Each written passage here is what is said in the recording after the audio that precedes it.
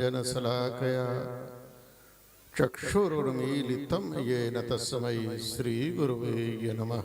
तस्मै श्रीगुरुवे। आदरणीय व्यास गद्दी पर विराजित अतुल नाम है ना,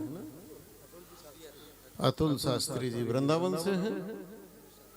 अच्छा, नैमिषारण तो यहाँ बहुत नजदीक ही है अपना।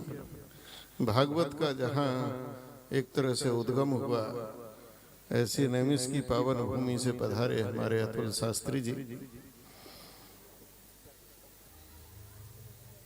भागवत धर्म की व्याख्या बड़ी सुंदर वो कर रहे थे। इधर अपने विनय सिंह जी का बड़ा आग्रह रहा और नीलिमा हमको जबरदस्ती उठाकर ले आई कि महाराज जी चलना है। भागवत बड़ी सुंदर, आप उनसे सुन रहे होंगे, लेकिन मैं 5 मिनट की एक चर्चा करूंगा। आप सभी लोगों के घरों में मंदिर है, जिस जिसके घर में मंदिर है जरा हाथ उठाओ। सभी के है।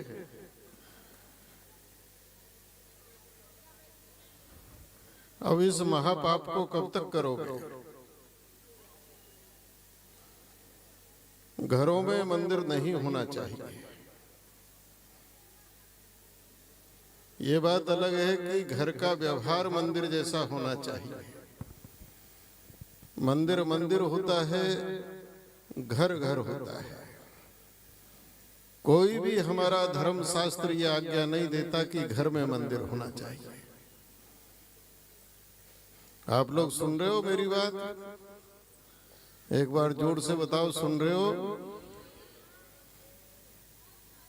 ये सनातन हिंदू धर्म का बहुत बड़ा पतन का कारण है और विघटन का कारण है। किसी भी शास्त्र में ये वर्णन नहीं है कि घर में मंदिर हो। मुसलमान ने घर में मस्जिद नहीं बनाई, सिख ने घर में गुरुद्वारा नहीं बनाया, ईसाई ने घर में चर्च नहीं बनाई है। जब पूजा करनी होती है, इबादत करनी होती है, तो घर से निकलकर जाता है, अपने मस्जिद जाता है, गुरुद्वारे जाता है, चर्च जाता है। आप लोग सुंदरकांड पढ़ते हैं। सुंदरकांड में हनुमान जी लंका में प्रवेश किए हैं और लंका में क्या देखा उन्होंने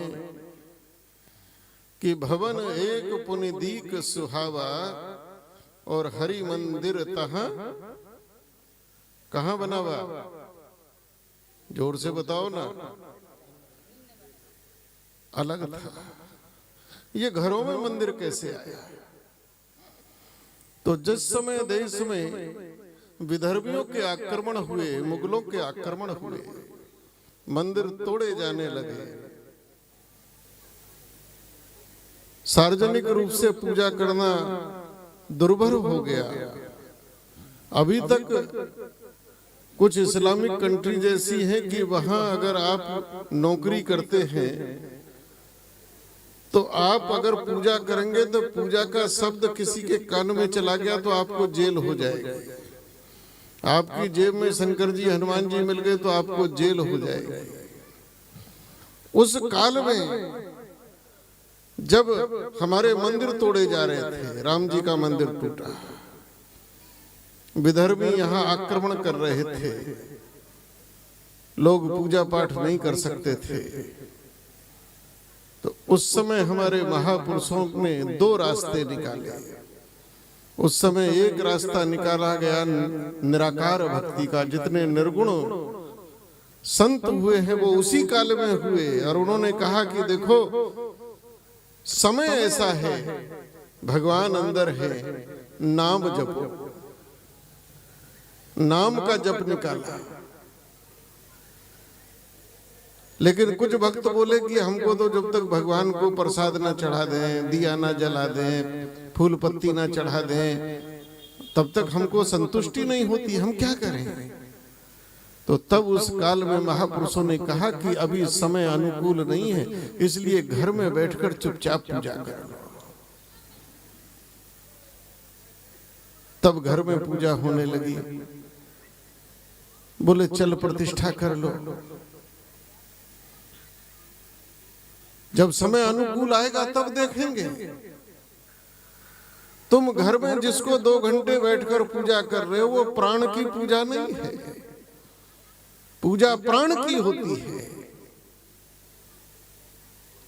मंदिर में भी जब पूजा होती है तो मंदिर में जो भगवान का विग्रह लगता है, पहले हथौड़ा और छेनी से सांचे में ढाला जाता है, और जब बन जाता है तो बोरों में लपेटकर रस्से से बांधकर लकड़ी का बक्सा बनाकर ले आते हैं, एक किनारे रख देते हैं, कोई नमन नहीं करता। लेकिन वही जब गर्भगृह में स्थापित करके वेद मंत्रों से ब्राह्मण उसमें प्राण प्रतिष्ठा करता है और कहा कि अब ये प्रस्तर नहीं रहा, अब ये प्राण हो गया। यजमान अपने प्राण ज्योति से उसमें प्राण देता है, तो ये चैतन्य हो गए। अब इनको भूख लगेगी, प्यास लगेगी, सब कुछ होगा। अब इनकी पूजा करो, इनकी पूजा करोगे तो इनको स्वीकार्य होगा। पूजा प्राण की होती है। लेकिन हम हिंदुओं ने घर में लाके रख लिया। एक तो भगवान इतने सारे इकट्ठा हो गए, कहीं से भी फोटो रख लिया, कुछ भी रख लिया। अरे ये सब दर्शनीय है, ये पूजनीय नहीं है। पूजा प्राण की होगी, भोग प्राण को लगेगा, मुर्दे को नहीं लगेगा। ये घरों से मंदिर निकालो, मंदिर में जाना चाहिए। तुम घर में कितना ही अच्छा बना लो, लेकिन भार बोर्ड क्या लगाओगे कि ये घर किसका है? बोले गुप्ता जी का है, वर्मा जी का है, चौधरी साहब का है, अग्रवाल जी का है, पंडित जी का है, शुक्ला जी का है, मिश्रा जी का है। लेकिन मंदिर किसका होता है?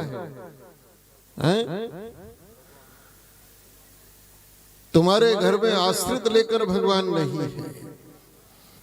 मोहल्ले के लोगों ने मिलकर मंदिर बना दिया,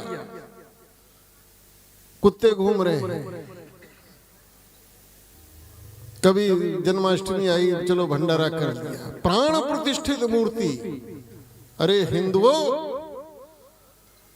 मुसलमान 5 बार जाकर अल्लाह को पुकारता है और तुम अपने भगवान को एक बार भी जाकर नहीं पुकारते। भगवान तुम्हारी सुनेगा कि उनकी सुनेगा? मोहल्ले के मंदिर उदासीन पड़े हैं, गांवों के मंदिर उदासीन पड़े हैं। घर में बैठकर तुम 2 घंटे घंटी बजाते हो। मंदिर हमारी सामूहिक एकता के भी केंद्र थे, समाज की एकता के केंद्र होते हैं, जहां से समाज का संचालन होता है। तो धीरे धीरे भगवान को वापस उनके मंदिरों में भेजो। ये हमारी संस्कृति थी कि प्रातःकाल उठकर हमारे जो बड़े थे वो टोकरी में कुछ फूल फाल लेकर मंदिर जाते थे, नंगे पैर जाते थे और तब आते थे। और इसी प्रकार से सायंकाल जब अपने रोजगार से, खेती बाड़ी से, दुकानदारी से वापस लौटो तो फिर मंदिर जाओ और ठाकुर के सामने खड़े होकर, उस प्राण प्रतिष्ठित के सामने खड़े होकर निवेदन करो, आज का दिन बहुत अच्छा रहा प्रभु, आपकी कृपा रही, आगे भी ऐसा ही रहे। इन मंदिरों को जीवंत करो। जब तुम जाओगे नहीं तो मंदिर उदासीन पड़े हैं। प्राण प्रतिष्ठित मूर्ति पंडित जी के भरोसे छोड़ दी, उसने आरती कर दी तो कर दी, नहीं करी तो नहीं करी, क्योंकि हम उससे कट गए। जब तक हिंदू समाज की मंदिरों में चैतन्यता नहीं आएगी, मंदिर जागृति के केंद्र नहीं बनेंगे। आप संकल्प लीजिए कि चलो मैं रोज मंदिर नहीं जा सकता, लेकिन मैं हफ्ते में एक दिन अपने मंदिर, मोहल्ले के, गांव के, नगर के, कस्बे में जो मेरा मंदिर है, मेरे नगर का मंदिर है, मेरे मोहल्ले का मंदिर है, एक दिन मैं निश्चित उसमें जाऊंगा। अरे मंदिर भी तो तभी सजेंगे जब हमको लगेगा अरे मंदिर का ये प्लास्टर टूट गया है, तो मन में भावना आएगी इसको ठीक करो। जब लगेगा कि हम मंदिर आते थे, वो एक शुक्ला जी आते थे, जोर से हर हर बम बम करते थे, भाई 4-5 बार से दिखाई नहीं दे रहे, तो मन में उत्सुकता जगेगी, कहां गए, इतनी जोर से हर हर बम बम करते थे। पता करेंगे, पंडित जी को पूछेंगे, किसी को पूछेंगे, पता लगा कि साहब एक्सीडेंट हो गया, घर में पड़े प्लास्टर, बेटा बहू विदेश में है, तो मन में भाव आएगा चलो देखकर आते हैं। हमारी सामाजिक एकता का, हमारी शक्ति का और हमारी भक्ति का भी केंद्र अगर कोई है तो मंदिर है। भाइयों, अब वो काल नहीं रहा, अब वो भय का काल नहीं रहा। अभी हम 12 तारीख को अयोध्या जी में थे, 13 को बनारस थे। अयोध्या जी में जहां मंदिर बन रहा है उसके ऊपर वहां चंपत राय जी हमको घुमा रहे थे, इंजीनियर वगैरह सब थे, पत्रकार आ गए। हमने कहा कि एक समय वह था जिस समय मीर वांकी हमारे प्रभु श्री राम के मंदिर को तोड़ रहा था और हम बेबस आंसू बहा रहे थे, कर नहीं सकते थे कुछ। इतना भय का माहौल था, लगता था धर्म रहेगा या नहीं रहेगा।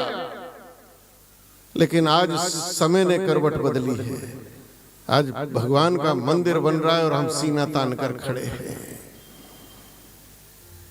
तो अब फिर से हमारे मंदिर, वहां पर समय से पूजा हो, वहां पर जो पुजारी रहता है उस पुजारी की पूर्ण व्यवस्था हो। वो पुजारी जैसे तैसे अपने बच्चों को पालता है। अगर हम अपने मंदिर से जुड़ेंगे, क्या हर मंदिर में एक पुजारी का मोहल्ला मिलकर चिंता नहीं कर सकता? दुनिया की आज तक किसी भी मस्जिद से टेप रिकॉर्डर से अजान नहीं हुई है और ना हो सकती है। दुनिया के किसी भी गुरुद्वारे में आज तक टेप रिकॉर्डर से गुरबानी का पाठ नहीं हुआ है। ग्रंथी ही करेगा, मौलवी ही अजान देगा। हमारे मंदिरों में ये टेप रिकॉर्डर क्यों बजते हैं? हमारे मंदिरों में हमारा ब्राह्मण बैठकर रामायण पाठ क्यों नहीं करता, गीता पाठ क्यों नहीं करता? क्यों नहीं हम व्यवस्था करते? ये जिम्मेवारी हमारी है, आपकी है, सबकी मिलकर है। अगर ये नहीं हो रहा तो इसके दोषी आप सब हो। अपने अपने मोहल्ले के, अपने अपने नगर के मेरा निवेदन है, आप मंदिरों से जुड़ो, अपने मंदिरों को चैतन्य करो, सुशोभित करो। समय से आरती हो, आरती के सामने ठाकुर जी के सामने लोग खड़े हो। अकेले पंडित जी आरती ऐसे ना कर। हमारे बच्चों की आदत लगाओ मंदिर जाने की, छोटेपन से आदत लगाओ। आज एग्जाम है, जाओ मंदिर होकर आओ, भगवान से प्रार्थना करके आओ।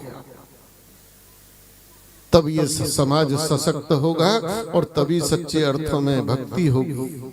और जब भक्ति होगी तभी शक्ति भी आएगी। आगे अभी बहुत लड़ाई करनी है, बहुत सामाजिक लड़ाइयां होंगी। समय बड़ा विचित्र आ रहा है, जो शक्तिशाली होगा वही जीतेगा। मेरा सभी को निवेदन है, आपने बड़ी मधुर मधुर कथाएं, बड़ी मधुर मधुर भजन सुने, बड़ा रस आ रहा होगा। लेकिन बीच में जो है हमने थोड़ी सी लाइन से हटकर बात करी है, लेकिन समाज की सामाजिक व्यवस्था के लिए, हमारी सनातन हिंदू संस्कृति के लिए, हमारी परंपराओं के लिए बहुत आवश्यक है। और यही शास्त्र का मार्ग है, और जो शास्त्र का मार्ग है वही धर्म है। अगर कोई उससे हटकर दाएं बाएं चल रहा है तो वो धर्म नहीं, अधर्म के रास्ते चल रहा है। तो आपका भागवत श्रवण क्योंकि भागवत कहीं ना कहीं ये सिखाता है कि मेरा मरण कैसे सिद्ध हो। राजा परीक्षित मरने से भयभीत नहीं हुए। राजा परीक्षित केवल ये भयभीत हुए कि मैं जिनका वंशज हूं, मैं पांडवों का वंशज हूं, मैं भीम का, युधिष्ठिर का, अर्जुन का, और मेरी मृत्यु एक सर्प के कांटे से हो, मैं श्रापित होकर मरूं, ये मेरी मृत्यु को शोभा नहीं देगा। मैं मरूं भी तो कैसे मरूं। मरना भागवत से सीखो और जीना रामायण से सीखो। आप सभी को बहुत बहुत साधुवाद, हमारा बहुत बहुत आशीर्वाद। और हमारे शास्त्री जी ने जो आपको रस वर्षा की है, आपके जीवन में उस रस वर्षा से आनंद रहे, मंगल रहे, खुशियों से आपका संसार भरा रहे, ऐसी मंगल में प्रार्थना करते हुए और निवेदन करते हुए कि धीरे धीरे घर के मंदिर से मूल मंदिर में जाओ, भगवान के मंदिर में जाना शुरू करो तो तुम्हारे भाग्य के द्वार खुलेंगे। जय जय जय जय जय जय।